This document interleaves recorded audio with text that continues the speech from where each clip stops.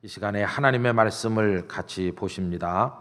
오늘은 마가복음 16장 1절로 8절까지 말씀, 마가복음 16장 1절로 8절까지 말씀 한 절씩 교독하도록 하십니다. 안식일이 지남에 막달라 마리아와 야고보의 어머니 마리아와 또 살로메가 가서 예수께 바르기 위하여 향품을 사다 두었다가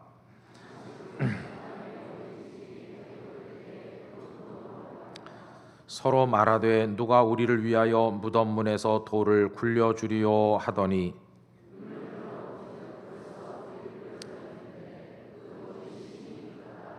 무덤에 들어가서 흰 옷을 입은 한 청년이 우편에 앉은 것을 보고 놀라매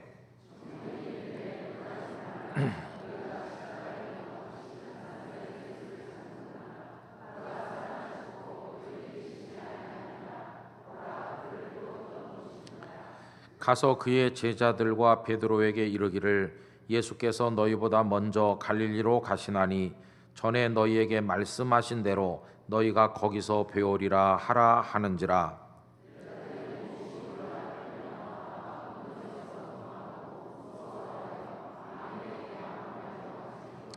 아멘. 이 말씀이 우리 모두에게 은혜가 되기를 간절히 기원합니다.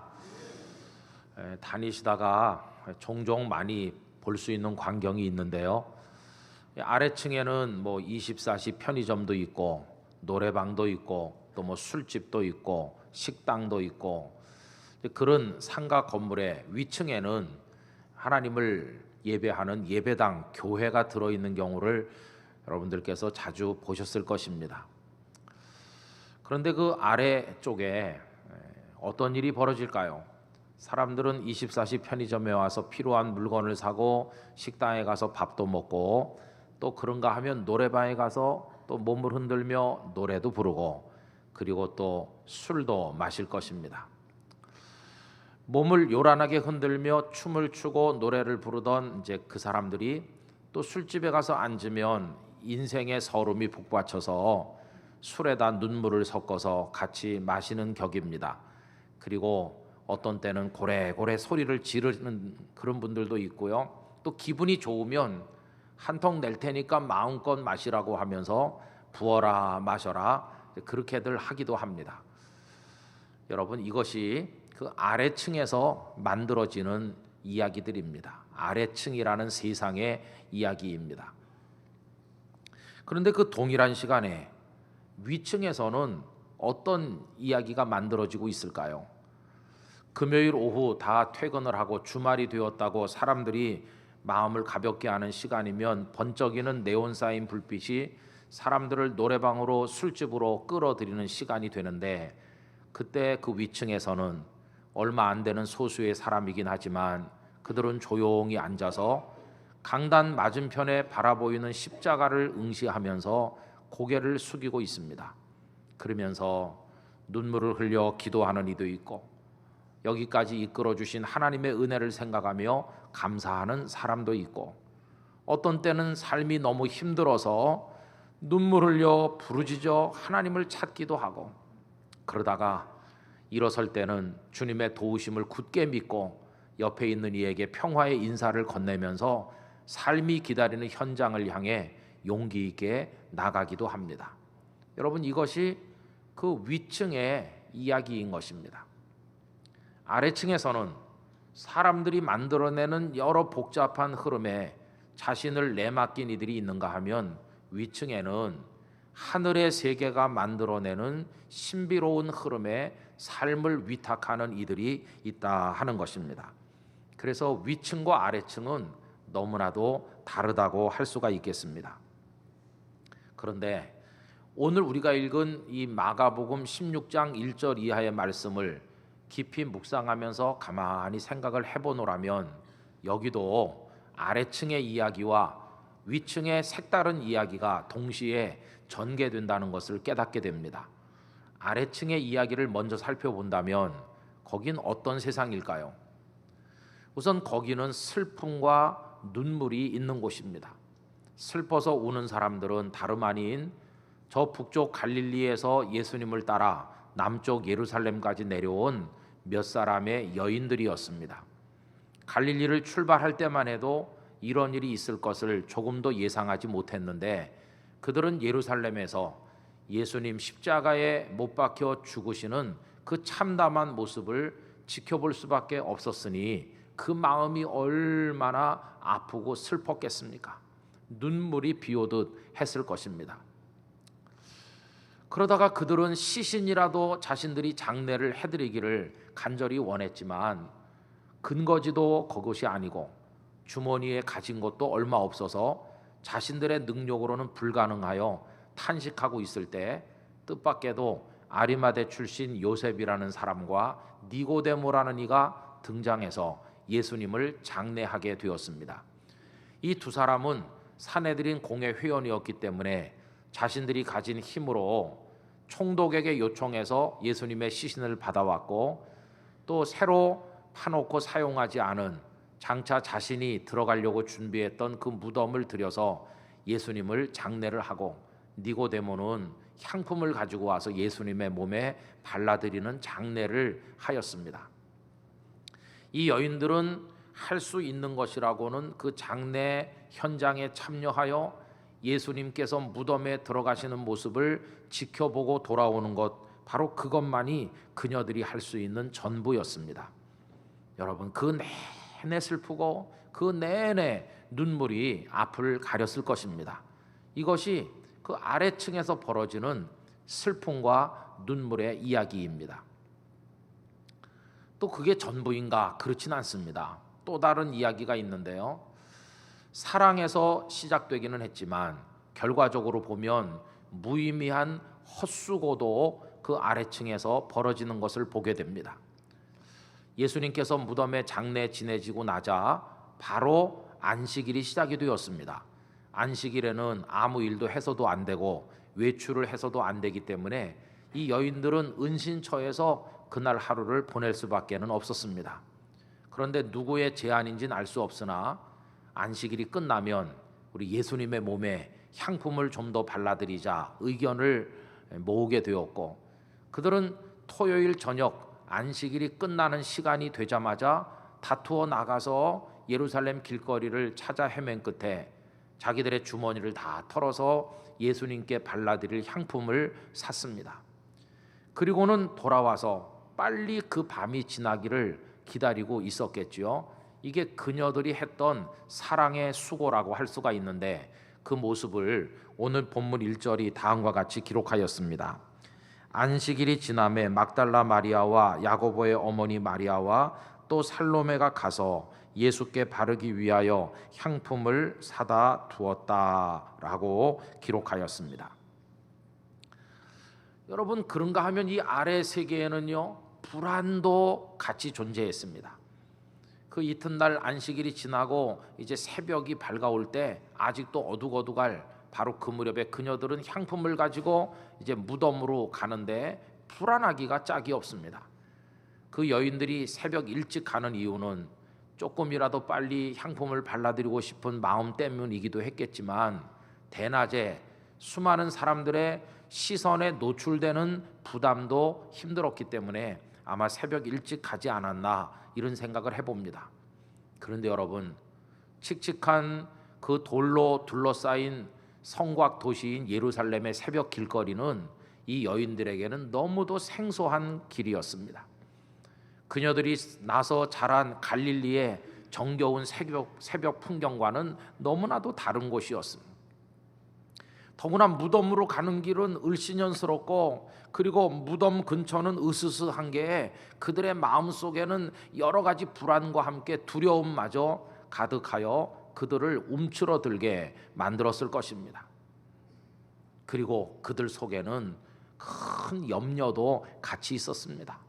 우리 연약한 여자 몇 사람이 어떻게 그 육중한 돌문을 굴려내고 무덤 속으로 들어갈 수 있을까? 그것이 내내 그들의 마음에 근심이 되었습니다. 그것을 오늘 본문 2절과 3절이 다음과 같이 기록했습니다. 안식 후 첫날 매우 일찍이 해 돋을 때에 그 무덤으로 가며 서로 말하되 누가 우리를 위하여 무덤 문에서 돌을 굴려주리요 하더니, 이게 무덤으로 가던 그 여인들을 힘들게 한 현실적인 염려였습니다. 여러분, 그 여인들이 그런 시간을 보내고 있을 때 십자가 주변에 있었던 다른 사람들은 어떻게 그 시간을 보내고 있었을까요? 십자가 이야기를 하면 빼놓을 수 없는 한 사람, 우리가 빌라도 총독을 한번 생각해 봅시다. 빌라도는 저 예수 선생을 십자가에 못 박으라, 이렇게 사형 언도를 내리고 돌아와서는 손을 씻으면서 이건 내 의사가 아니야, 내 책임이 아니라고 이렇게 마음속으로 항변했겠지만 마음이 찜찜하고 기분이 나쁜 것은 어쩔 수가 없었을 것입니다. 양심으로 볼 때, 유대 고관의 입장에서 볼 때 예수라는 이름의 그 선생은 죽을 이유가 하나도 없다는 걸 알고 있었습니다. 그러나 소요를 금방이라도 일으킬 것처럼 거칠게 다가와서 삿대질을 하며 예수를 살려주면 로마 황제 가이사의 충신이 아니라고 몰아붙이는 그 대제사장들과 백성의 장로들, 그리고 폭도로 돌변할 것처럼 보이는 군중의 위세에 눌려 어쩔 수 없이 그 예수님을 처형하게 한 자기 자신이 형편없이 못나 보이고, 그리고 깊은 자기 혐오까지 생겼을 것입니다. 내가 이 정도밖에 안 되는 총독이었나? 아마도 측근을 불러 독한 와인을 마시면서 시간이 해결하겠지, 그래봤자 그저 널리고 널린 랍비들 중에 한 명 죽였을 뿐인데 뭐 별일 있겠어? 그러면서 애써서 예수라는 존재를 자신의 뇌리에서, 인생에서 지워버리기 위해서 애를 쓰지 않았겠습니까? 또 그런가 하면 대제사장들이나 백성의 장로들은 어떠했을까요? 그들은 예수님을 죽이는 것이 목적이었는데 예수님께서 숨을 거두시는 것을 자신들의 눈으로 확인했고 무덤에 장례 지내진 것도 다 확인했기 때문에 축제를 벌였는지도 모릅니다. 유대 사회를 혼란케 하는 작자들은 누구든지 용서하지 않겠어, 저 예수가 앞으로 좋은 본보기가 될 것이다, 이러면서 자축을 했을 것입니다. 그러나 이들 속에도 뭔가 어두운 그림자가 덮여 있는데 그것은 걱정과 두려움이었습니다. 그 예수라는 선생이 살아있을 때 내가 죽은 다음에 다시 살아날 거라고 말했다는 이야기가 계속 그들을 압박했습니다. 그들은 다시 총독에게 쫓아가서 그럴 일은 없겠지만 그 제자들이 예수의 시신을 훔쳐가고 예수가 부활했다 이렇게 말하면 골치 아프게 되지 않겠나, 이렇게 하면서 로마 황제의 직인을 찍어 임봉을 하고 군사들을 보내서 엄중하게 지켜달라고 허락을 받게 됩니다. 그러니 여러분, 그날 밤 그들도 역시 편안치 않기는 마찬가지 아니었겠어요? 이게 바로 예수님 십자가에 달리시고 매달려 계시다 죽으시고 그리고 장례가 지내지고 그 다음에 안식일이 지나가는 이제 그 시간 속에 이 아래층 세상이라 불리는 곳에서 있었던 이야기인 것입니다. 그 분위기들은 슬픔, 눈물, 그리고 불안과 염려, 두려움, 그리고 걱정들, 그러면서 좋은 것 같기도 하지만 찜찜한 여러 가지 복합적 감정이 막 뒤범벅이 된 채로 그들을 압박하는 바로 그런 분위기 속에서 만들어지고 있는 이야기 속에 그들 모두가 노출되어 있었던 것을 우리가 볼 수 있겠습니다. 이게 아래층 이야기입니다. 그러면 위층에서는 어떤 일이 벌어지고 있었을까요? 세상이라 불리는 아래층이 그러했을 때 바로 그 시간에 위층이라고 말할 수 있는 하나님의 세계, 하나님의 세계는 어떤 일을 하고 있었을까? 여러분, 그 위층 하나님의 세계에서는 그 시간에 천군 천사들이 만군의 하나님 여호와를 찬양하였을 것입니다. 왜냐하면 그 독생자 예수님을 세상의 구원자로 메시아로서 보내셨는데 메시아이신 그 예수께서 다 이루었다고 하는 승리의 외침과 더불어 숨을 거두시는 그 장면을 보면서 이제 드디어 구원의 계획이 이루어지고 있다, 이제 구원의 길이 열렸다, 그 길을 통해 수많은 택한 백성들이 하나님의 나라로 들어오게 될 것이 아닌가 생각하면서 절대 실패가 없으신 하나님의 구원 프로젝트가 완성돼 나가는 것을 천군 천사들이 찬송하였을 것입니다. 그러면서 하나님의 영이신 성령께서는 강력한 능력과 감당하기 힘든 광채로 그 무덤에 임하셔서 군인들이 지키다가 다 나가 떨어지고 그 능력으로 그 무덤 문이 저리로 나가 버려지고, 그리고 그 수의를 입고 누워 계시던 예수님은 찬란한 광채 속에 부활하시고 수의는 벗고 천상의 옷을 입으신 우리 주님이 되셨습니다. 그리고 바로 그 시간에 하나님께서는 오늘 본문에 흰 옷 입은 청년이라고 번역된 천사를 그 무덤으로 가게 하십니다. 왜냐하면 여인네들이 향품을 들고 불안과 두려움 속에 종종걸음을 치며 무덤으로 오고 있는 것을 보고 계셨기 때문입니다. 그래서 그 여인들에게 예수께서 살아나셨고 여기 계시지 않다고 말해주도록 천사를 보내신 것입니다. 바로 그것에 관해서 오늘 본문 5절과 6절이 잘 기록해주고 있습니다. 무덤에 들어가서 흰옷을 입은 한 청년이 우편에 앉은 것을 보고 놀라매 청년이 이르되 놀라지 말라. 너희가 십자가에 못 박히신 나사렛 예수를 찾는구나. 그가 살아나셨고 여기 계시지 아니하니라. 보라, 그를 두었던 곳이니라. 아멘. 이렇게 말씀되어 있습니다. 예수님께서 죽음을 이기고 부활하셨을 때 하늘에서는 승리의 창가가 울려 퍼지고 하나님의 영광이 나타나고 하나님께서 준비하신 구원의 프로젝트가 완성됨을 축하하는 잔치가 열렸을 것입니다. 여러분, 이것이 바로 위의 세계에서 만들어진 전혀 색다른 이야기였습니다. 아래층의 이야기와 위층의 이야기가 얼마나 다릅니까? 아래층 사람들이 슬퍼할 때 위층에서는 웃었습니다. 아래층 사람들이 죽은 예수님을 생각할 때 위층에서는 다시 사신 예수님을 축하했습니다. 아래층 세상에서는 예수님의 시신에 발라드릴 향품을 사려고 주머니 돈을 털고 있을 때 위층에서는, 하나님의 세계에서는 그 향품이 아무 쓸모가 없게 되도록 우리 주님을 일으키시는 역사가 있었습니다.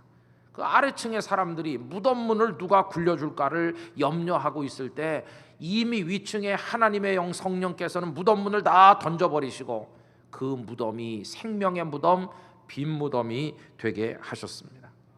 아래 세상에서는 인간과 사악한 영이 승리하는 것처럼 보였지만 하나님의 세계 위층에서는 하나님의 승리가 선포되고 있었던 것입니다.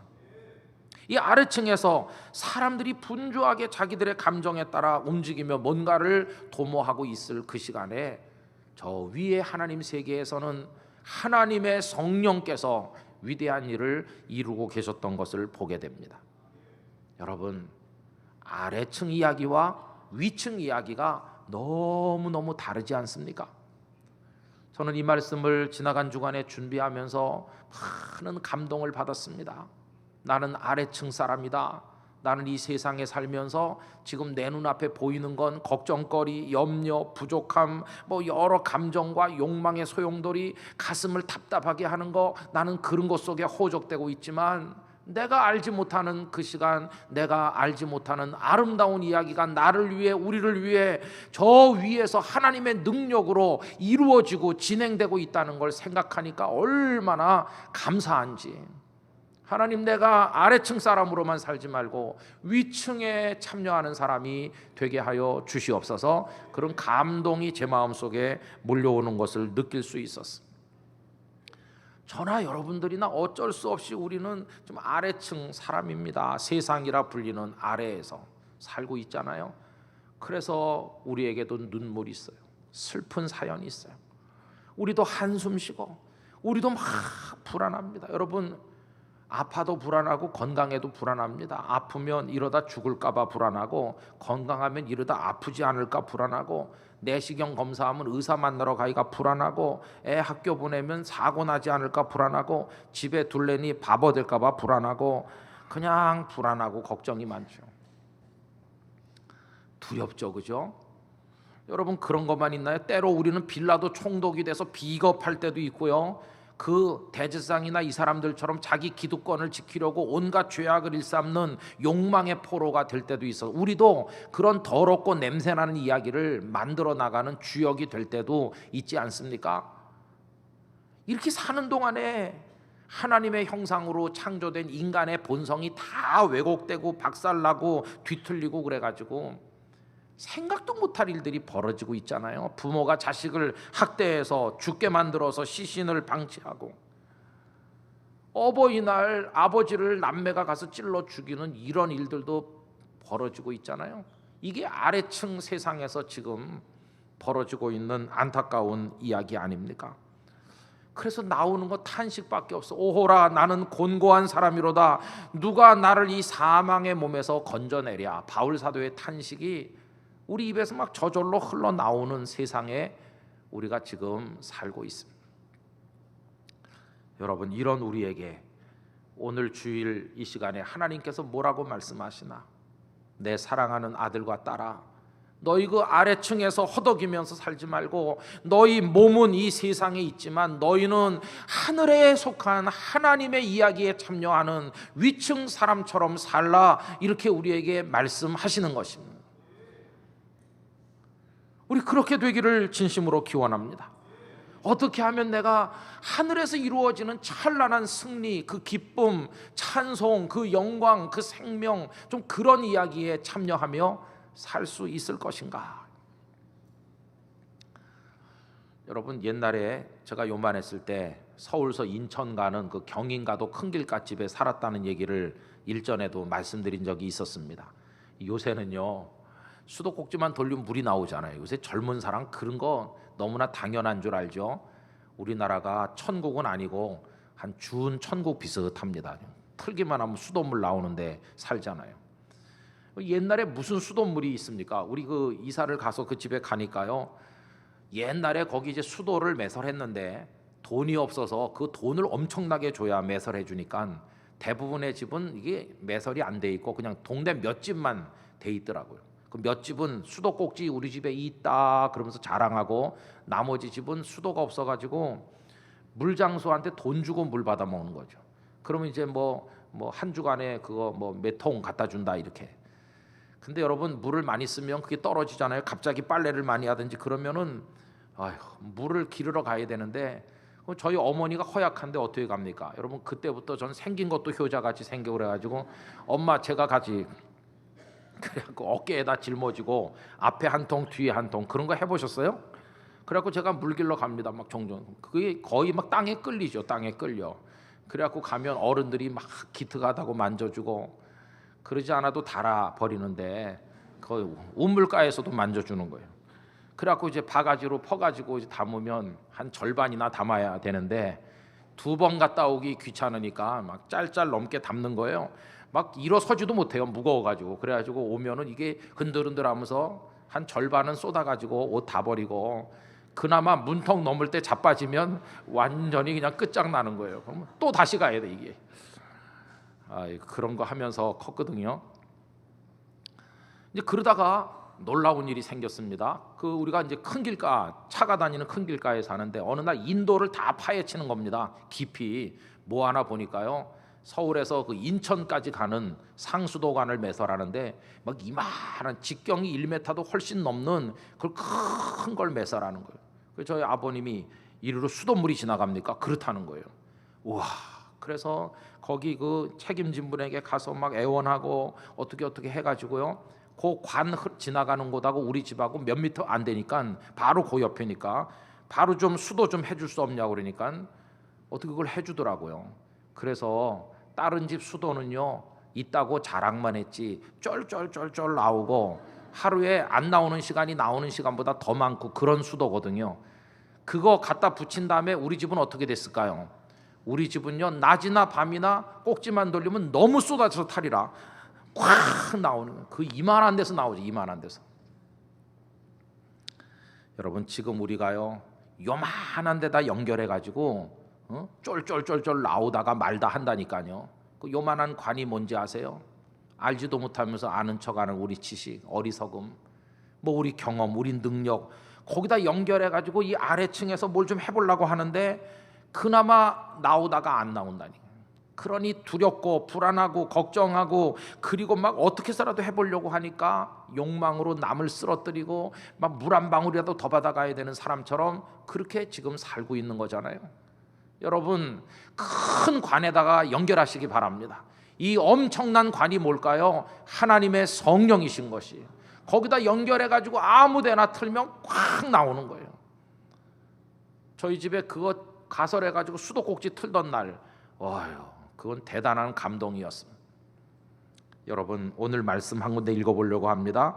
스가랴 4장 6절 화면에서 다 같이 읽으실까요? 그가 내게 대답하여 이르되 여호와께서 수룹바벨에게 하신 말씀이 이러하니라. 만군의 여호와께서 말씀하시되 이는 힘으로 되지 아니하며 능력으로 되지 아니하고 오직 나의 영으로 되느니라. 할렐루야. 우리의 힘이나 능력은 요만한 관과 같아서 그거 가지고는 안 된다는 겁니다. 그러지 말고 하나님의 영으로, 하나님의 신으로, 그 성령으로 된다고 말씀하는 거예요. 큰 관에다가 여러분의 인생을 연결하게 되시기를 기원합니다. 그럼 슬픔, 불안, 염려, 그런 아래층의 이야기가 다 사라지고 그 자리에 기쁨이, 그 자리에 감사가, 찬송이, 승리가, 생명이, 영광이 그 자리를 대신하게 될 줄로 믿습니다. 그게 성령께 연결된 삶을 살아야 되는 것이죠. 여러분, 예수님께서요 이 땅에 오셔서 이제 지나시는데 어떻게 그렇게 특별하셨을까? 예수님의 삶은 시작부터 마지막까지가 성령으로 된 것이기 때문이었어요. 탄생부터가 성령으로 탄생하셨어요. 그래서 마태복음 1장 19절 20절 다 같이 읽어봅시다. 그의 남편 요셉은 의로운 사람이라 그를 드러내지 아니하고 가만히 끊고자 하여 이 일을 생각할 때에 주의 사자가 현몽하여 이르되 다윗의 자손 요셉아 내 아내 마리아 데려오기를 무서워하지 말라. 그에게 잉태된 자는 성령으로 된 것이라. 아멘. 성령으로, 시작부터, 탄생 때부터 성령으로 되셨어요.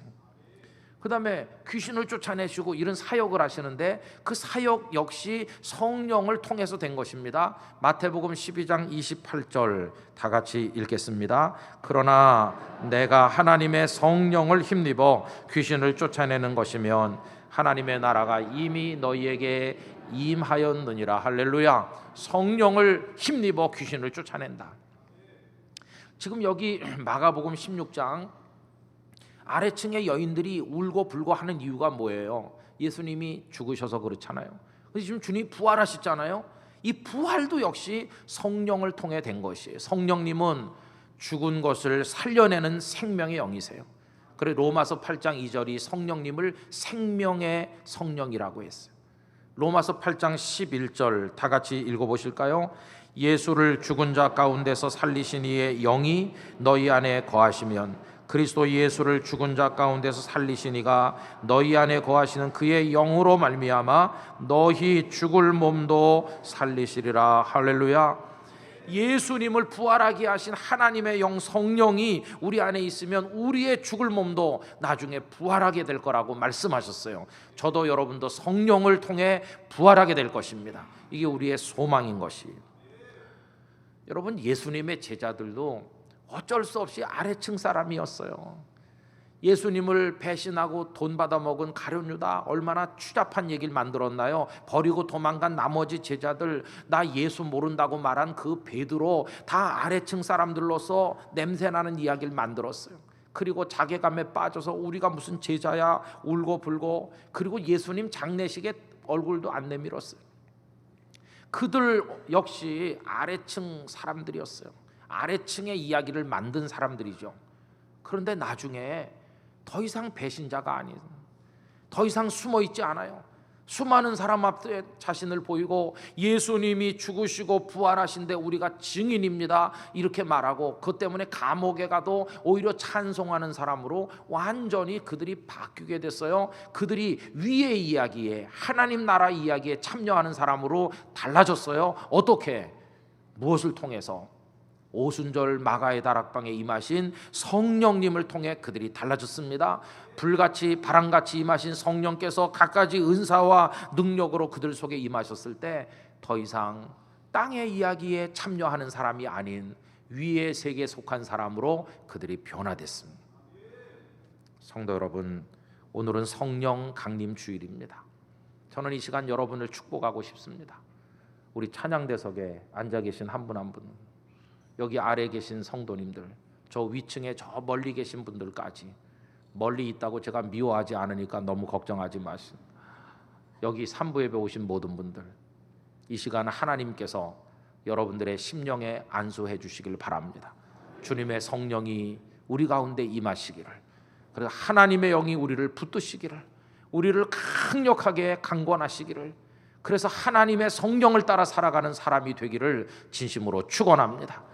그래서 내 생각, 내 판단대로 살면서 그 슬픈 이야기들만 만들어내는 사람이 아니라 하나님의 성령에 붙들려서 하나님의 세계에서 이루어지는 그 놀라운 이야기에 우리도 참여하게 되기를 간절히 기원하는 것입니다.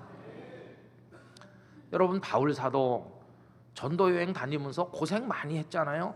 그러나 하나님의 성령에 붙들려 사는 사람은 어떻게 그 상황 속에서도 승리자가 되는가를 잘 고백하고 있습니다. 고린도후서 4장 8절 이하를 다 같이 읽어보겠습니다.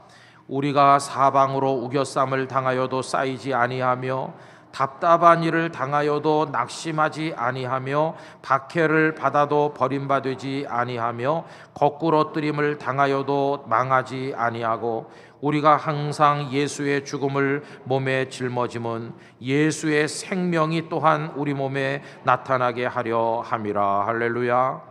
막 우겨 쌓이고 이제 다 망하게 된 것처럼 보이지만 결코 그렇게 끝나지 않는다. 하나님의 성령께서 붙드는 사람, 그런 승리자가 될 줄로 믿습니다. 여러분, 지금은 어쩔 수 없이 우리가 두 발을 땅에 디디고 살고 있는데요, 성령님을 따라 그렇게 살다 보면 어느 날 이제 두 발도 땅에 디디지 않고 완전히 하나님의 세계로 올려지는 영광의 날이 올 줄로 믿습니다. 그 날이 오는 그때까지 힘으로도 능력으로도 되지 않지만 하나님의 영, 하나님의 신 성령으로 되는 줄 알고 엎드려 기도하며 성령님의 인도를 받으시는 우리 교우들이 되시기를 바랍니다. 성령께서 여러분들의 마음을 감동하실 때 절대 노라고 거절하지 마시고 그 하나님의 성령의 감동에 순종하시기를 바랍니다. 하나님의 깊은 것이라도 통찰하시는 하나님의 성령을 따라 여러분들의 생각, 판단, 결정, 행동 모든 것을 성령님께 맡겨서 하신다면 우린 반드시 슬픔의 세상에서 기쁨을 맛보고 절망의 세상에서 소망을 이야기하고 죽음의 세상에서 생명의 노래를 부르는 사람이 될 수 있을 줄로 믿습니다. 그런 성령의 역사가 우리 교우님들에게 충만하시기를 진심으로 축원합니다. 다 같이 기도하겠습니다. 하나님 아버지, 하나님의 성령으로 저희들을 덮어주시옵소서. 이 시간 이 3부 예배 자리에 앉아 계신 모든 분들에게 임하시옵소서. 강하게 역사하여 주시옵소서. 우리 다 같이 주님 한번 큰 소리로 부르고 통성으로 기도합니다. 주여! 거룩하시고 사랑이 많으신 하나님 아버지, 어리석고 둔하고 연약하고 아버지 한계에 에워싸인 아버지 하나님이여, 보잘것없는 저희들이 이 자리에 있습니다. 슬픈 세상에 눈물을 흘리며 불안해하고 염려하며 울고 절망하고 아버지 하나님이여, 욕망의 노예가 되고 비겁하고 왜곡된 삶을 살 수밖에 없는 아래층 사람들인 저희들에게 위의 세계, 하나님의 생명의 세계, 놀라운 세계에 참여하는 자가 되게 하여 주옵소서. 하나님의 성령이시여 제자들을 일으키신 것처럼 저희들을 일으키시고 성도들의 심령과 가정과 교회에 강하게 임하여 주시옵소서. 불같이 바람같이 임하셔서 아래층 사람으로 슬픈 이야기를 만들던 제자들을 새로운 사람으로 변화시키신 하나님의 성령이시여, 오늘 3부 예배 참여한 우리 교우들에게 강하게 임하여 주시옵소서. 우리 모두가 두 발을 땅에 디디고 있으나 하늘의 세계에 속하여 하나님이 이루시는 이야기에 동참하는 놀라운 축복의 사람들이 되게 하여 주시옵소서. 이 시간 손을 얹어 성령의 기름을 부어 주시옵소서. 우리 개인에게도 가정에도 교회에도 하나님의 성령이시여 역사하여 주시옵소서. 예수님의 이름으로 기도하옵나이다. 아멘.